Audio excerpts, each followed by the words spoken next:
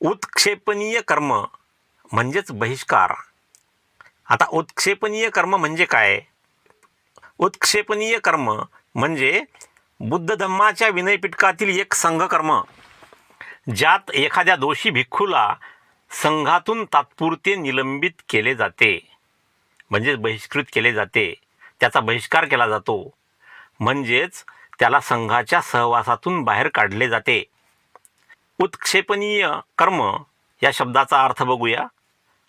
उत्क्षेपनीय म्हणजेच उचलून बाहेर टाकणे किंवा निलंबित करणे, आणि कम्म म्हणजे संघाचा अधिकृत निर्णय, म्हणजेच निलंबनाचा संघ निर्णय. सोप्या भाषेत सांगायचे म्हणजे जेव्हा एखादा भिक्खू आपला गुन्हा मान्य करत नाही, पश्चाताप व्यक्त करत नाही, चुकीचे विचार सोडत नाही, तेव्हा संघ त्याला तात्पुरते संघातून निलंबित करतो. म्हणजेच तो भिक्खू राहतो, पण संघाचा सदस्य म्हणून मान्यता नसते. उत्क्षेपनीय कर्म कोणत्या कारणांसाठी दिले जाते? तर विनयपिटकानुसार हे कर्म 3 प्रमुख कारणांसाठी दिले जाते. पहिलं, आपत्तीचा म्हणजेच गुन्ह्याचा अस्वीकार. एखाद्या भिक्खूने गुन्हा केला पण मान्य करण्यास नकार दिला.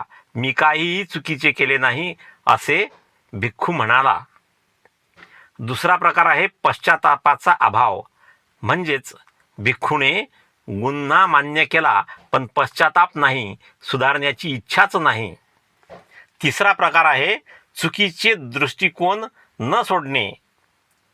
भगवान बुद्धांच्या शिकवणी विरुद्ध मिथ्या दृष्टी ठेवणे, चुकीचे विचार सोडण्यास नकार देणे, या अशा कारणांसाठी उत्क्षेपनीय कर्म दिले जाते.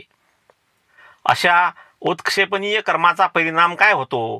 तर अशा भिक्खूवर पुढील बंधने येतात. संघातील अधिकार काढले जातात. अशा भिक्खूचे अधिकार काढले जातात.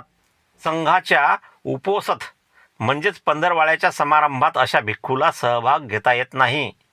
अशा भिक्खूला मतदानाचा अधिकार नसतो. संघाच्या निर्णयात त्याला सहभागी होता येत नाही. त्याला उपसंपदा देता येत नाही, शिष्य ठेवता येत नाहीत, श्रामणेर सांभाळता येत नाहीत, किंवा इतर भिक्खूंवर आरोप करण्याचा त्याला अधिकार राहत नाही. गृहस्थांकडून दान स्वीकारण्यास अशा भिक्खूला मनाई केली जाते. असे उत्क्षेपनीय कर्म मागे कसे घेतले जातात?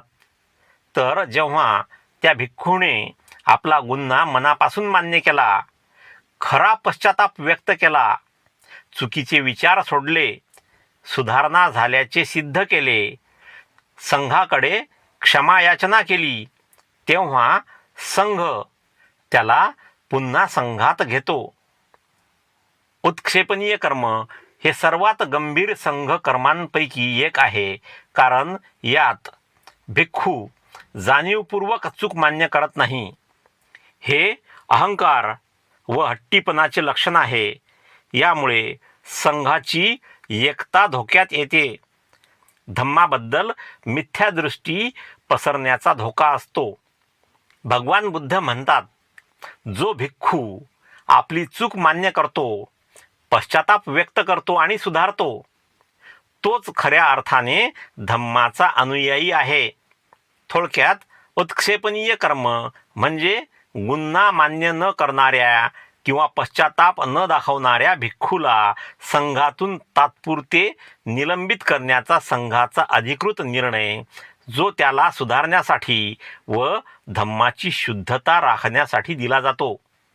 मित्रांनो, तथागत भगवान गौतम बुद्ध आणि त्यांचा धम्म, तसेच राष्ट्रपिता महात्मा ज्योतिराव फुले, राजर्षी छत्रपती शाहू महाराज, विश्वरत्न बोधिसत्व डॉक्टर बाबासाहेब आंबेडकर आणि बहुजनांच्या सर्व महापुरुषांच्या विचारांचा प्रचार आणि प्रसार करण्याचे कार्य मी जोशाबा चॅनलच्या माध्यमातून हाती घेतलेले आहे. मित्रांनो, आपणास विनंती आहे की कृपया या व्हिडिओला लाईक करा, व्हिडिओ आपल्या मित्रांमध्ये शेअर करा, चॅनलवर नवीन असाल तर कृपया सबस्क्राईब करा. तसेच माझ्या या कार्यात तुम्ही मला मदतसुद्धा करू शकता. व्हिडिओखालील थँक्स बटनाचा उपयोग करून चॅनलला मदत करा किंवा या QR कोड किंवा मोबाईल नंबरच्या सहाय्याने सुद्धा आपण चॅनलला मदत करू शकता. धन्यवाद. जय भीम. भेटूया पुढील व्हिडिओमध्ये.